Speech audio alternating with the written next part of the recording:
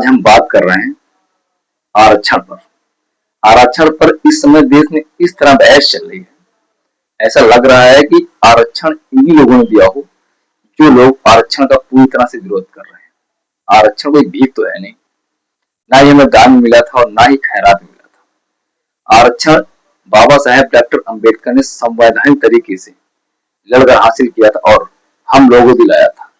आरक्षण सिर्फ हमारी आर्थिक स्थिति सुधारने के लिए नहीं मिला था, बल्कि सामाजिक स्थिति भी सुधारने के लिए मिला था।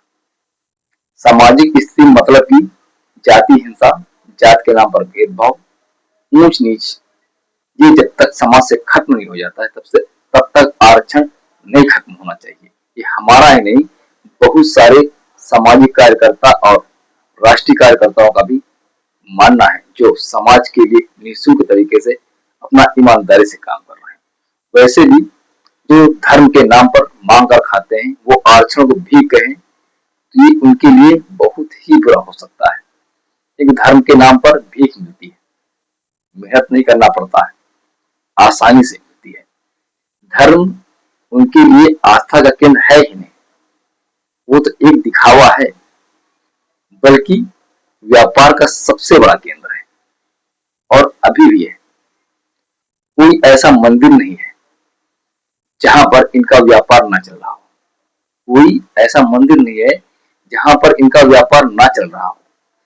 इंसानों को डर और भगवान का भय दिखाकर लूटा जा रहा है और इस लूट में सबसे ज्यादा फायदा उन्हीं का हो रहा है जो आरक्षण को भीख बता रहे हैं।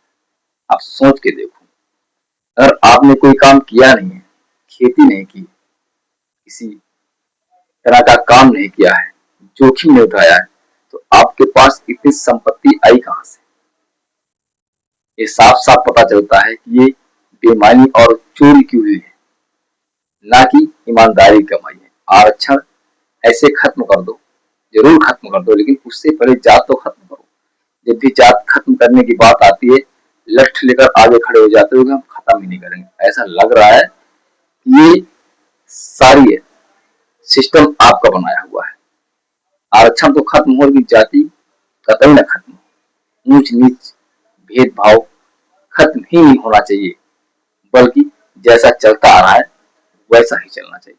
ये समाज के नाम पर एक धब्बा है, हमारे भारतीय समाज के नाम पर धब्बा है और इसे बदलना युवा पीढ़ी के हाथों में है। और हर युवा पीढ़ी को सोचना चाहिए कि अगर हम एक अच्छे भारत का निर्माण कर रहे हैं, हमें ये बात विशेष ध्यान रखना चाहिए कि कोई भी ऐसा गलत काम ना करे जिससे हम और हमारा समाज बदनाम।